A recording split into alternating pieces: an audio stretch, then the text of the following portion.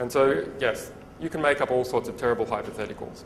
But what if you received a document about, et cetera, et cetera? Would you sit on it? Well, what we have done sometimes is we've received a document about, which is a list of members of a neo-Nazi party in the UK, the British National Party. And we didn't release it immediately. We emailed all those members and said we're going to release it.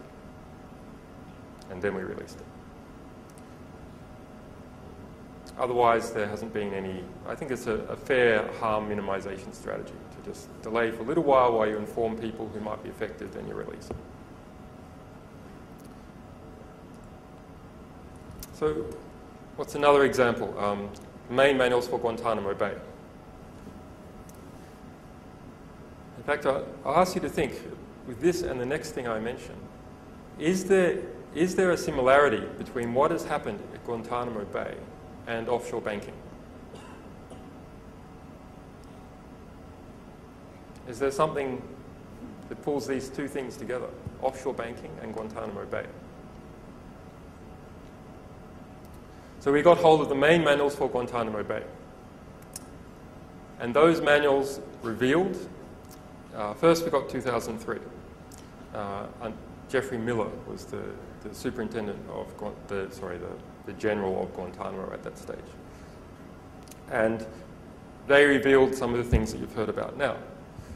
In particular, that prisoners were being hidden from the Red Cross for the first month that they arrived, and other prisoners could be marked never allow the Red Cross to see that person and falsify the records if the Red Cross comes.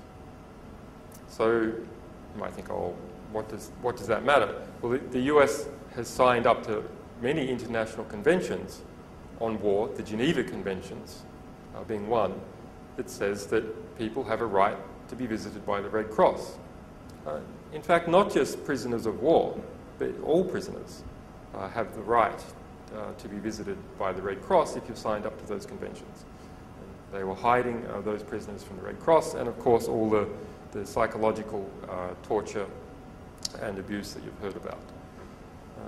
Then Major Jeffrey Miller said, not Major Jeffrey Miller, the spokesperson for Guantanamo Bay at that time when we released this was a Commander Bush. I'm sure that must have seemed like a good idea at the time, appointing that guy. He said, well, that was 2003. It all got better immediately after that. And in response to that statement, our sources gave us 2004.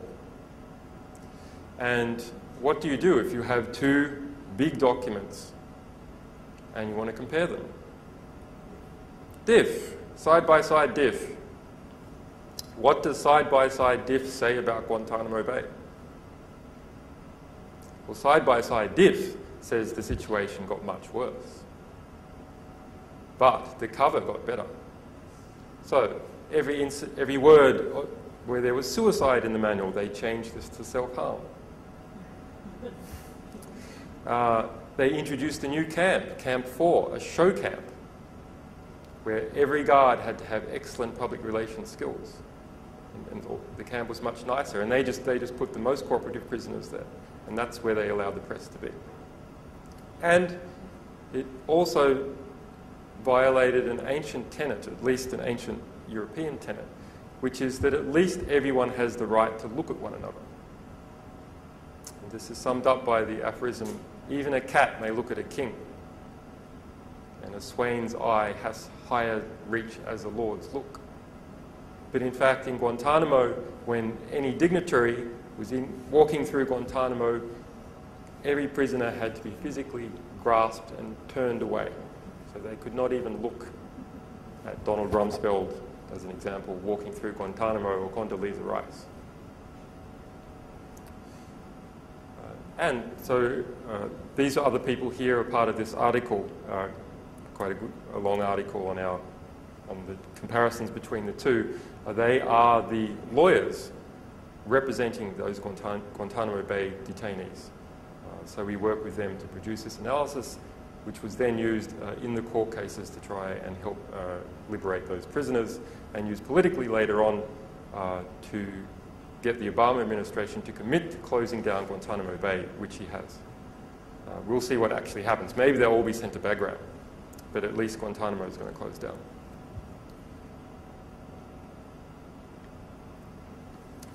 Clearly, the developed world is doing very well out of this inequality. Extraordinarily well. And remember, out of that 154 billion of aid, about 50% is actually just a way of laundering money back to military contractors in the home country. So we give you some money to buy rice, but it's got to be our rice. We give you money to buy a tank, but it's got to be our tank. The biggest, 1/3 of all the world's private wealth, that people, individuals, have put in bank accounts, is in Switzerland. And the biggest private banking concern in Switzerland is Bank Julius Baer. Some of that money, they want to hide even more than they hide it in Switzerland. So they move it into the Cayman Islands. And we got hold of several hundred of their trusts, the details of their trust for Cayman Islands, and released these. As a result, we were sued in San Francisco because our .org domain name registrar is in San Francisco, and the court compelled the domain name registrar to remove wikileaks.org from the registry. We'd already prepared for something like this. We had lots of alternative domain names, mainly to deal with Chinese censorship, because we're censored in China. And so everything stayed running, but the main domain name went down until we built up a team of people, 20 lawyers altogether. New York Times sent lawyers, 11 other media organizations sent lawyers, Society for Professional Journalists, Ralph Nader's Citizen.org, POGO, EFF, ACLU, and within a week we had overturned that order and got our .org back. But at the time, people say, look, the US justice system reasserted itself. It is inherently just. Absolute rubbish. Originally, there was 3 lawyers in that case, and we didn't even know that the case was on until 12 hours before. Then, eventually, we sent 20 lawyers. So it was 20 lawyers versus 3 lawyers. We managed, in fact, to outspend a Swiss bank. And that's why we won in the court system. Because the US court system permits justice if you have enough money or enough friends with money. And we were able to gather together enough friends with money. So, once again, the internet doesn't just give you free speech from nowhere.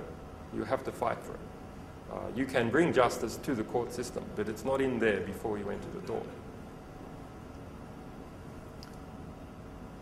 So, what do you think the comparison is between these offshore banking cases and Guantanamo Bay?